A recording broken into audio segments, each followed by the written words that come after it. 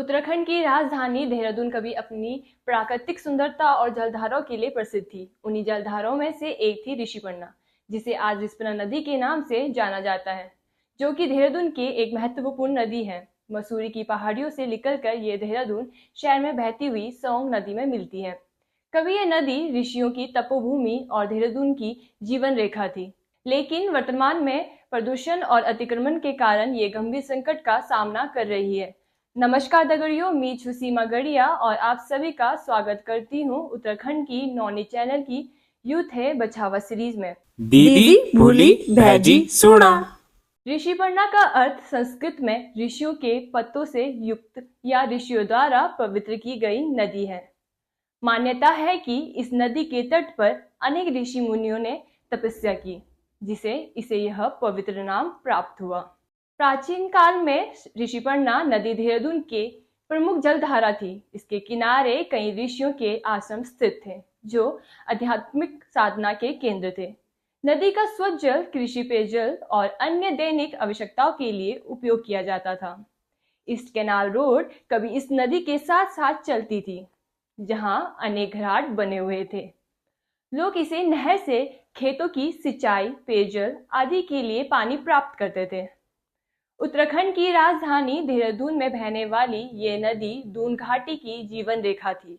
इस नदी ने न केवल यहाँ के पारिस्थितिक तंत्र को संतुलित रखा, बल्कि समाज और संस्कृति को भी एक पहचान दी। आइए बात करते हैं आज यहाँ की राजधानी में बहने वाली खास नदियों की। यहाँ प्रमुख रूप से दो नदियां बह रही है। हम उनको अब रिस्पना और बिंदाल के नाम से जानते हैं।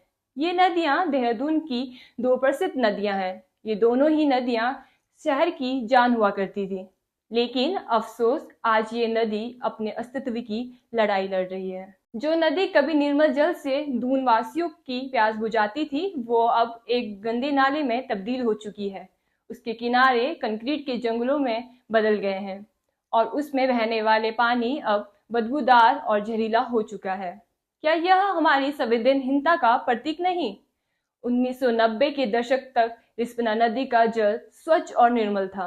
इस नदी के किनारे लगे पेड़ पौधे, इसकी कलकल बहती धारा और प्रवासी पक्षियों का जमावड़ा इसे एक सुंदर प्राकृतिक धरोहर बनाता था। यहाँ के स्थानीय लोग इस नदी से सीधे जुड़ाव महसूस करते थे और इसका पानी पीने योग्य होता था। पुरानी पीढ़ी के लोग बताते हैं कि एक समय था जब रिस्पना नदी में छोटे छोटे मछलियों के झुंड तैरा करते थे। बच्चे इसके ठंडे पानी में खेला करते थे और इसके किनारों पर उगने वाले पौधों और पेड़ों की छांव में कई तरह के जीव जंतु निवास करते थे। लेकिन जैसे जैसे शहरीकरण बढ़ा, इस नदी को गंदे नाले में बदलने की प्रक्रिया भी तेज हो गई।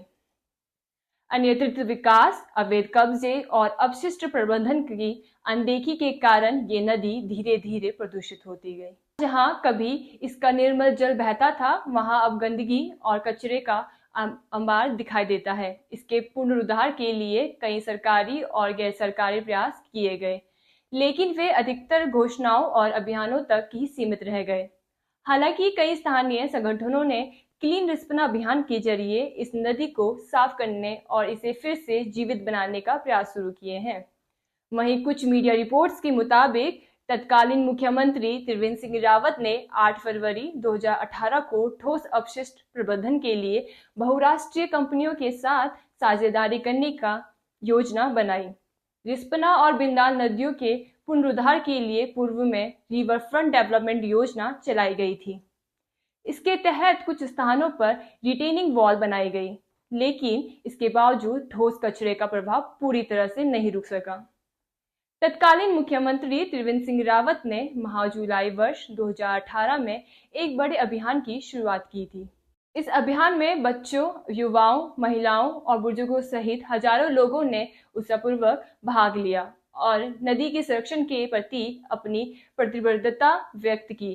इस पूर्ण जीवन अभियान के तहत 2.50 लाख पौधों का रोपण किया गया, जिसकी शुरुआत केरवान गांव से हुई। इसके बाद उन्होंने मोथरोवाला में भी पौधारोपण किया, जहां रिस्पना के किनारे सद्भावना वाटिका विकसित की जा रही थी।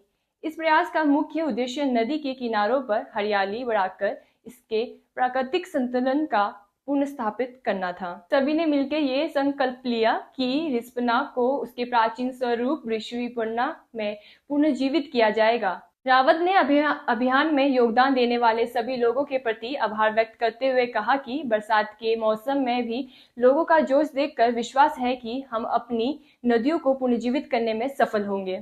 आज रिस्पना के हालत इतने गंभीर है कि ये नाले के स्वरूप में नजर आने लगा है। शहर के कई घरों और कारखानों का कचरा सीधा इस नदी में फेंका जाता है, जिससे इसका पानी जहरीला हो चुका है। नदी के किनारों पर अवैध निर्माण कार्य तेजी से बढ़े हैं, जिससे इसका जल प्रवाह बाधित हुआ है। कभी निर्मल जल से भरी रहने वाली ये नदी अब प्लास्टिक बोतलों, पॉलीथीन और अन्य कचरे का डंपिंग जोन बन चुकी है।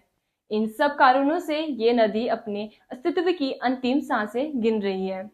यदि जल्द ही इसको पुनर्जीवित करने के प्रयास नहीं किए गए तो यह नदी केवल इतिहास के पन्नों में सिमट कर रह जाएगी। वहीं 4 नवंबर वर्ष 2022 को तत्कालीन मुख्यमंत्री त्रिवेंद्र सिंह रावत ने कहा कि यदि जनशक्ति और राज्य सरकार में राजनीतिक इच्छा शक्ति हो तो रिस्पना को फिर से ऋषिपर्णा बनाना संभव है। उन्होंने जोर देकर कहा कि आज के वैज्ञानिक तरीकों से इस नदी को पुनर्जीवित किया जा सकता है, लेकिन इसके लिए सत प्रयासों और जनता की भागीदारी की जरूरत है। यह सवाल अब भी अधूरा है कि यदि सरकार और समाज मिलकर इस नदी को पुनर्जीवित करने के लिए ठोस कदम उठाते हैं तो ये संभव हो सकता है कि रिस्पना केवल एक नदी नहीं बल्कि देहरादून की धड़कन है।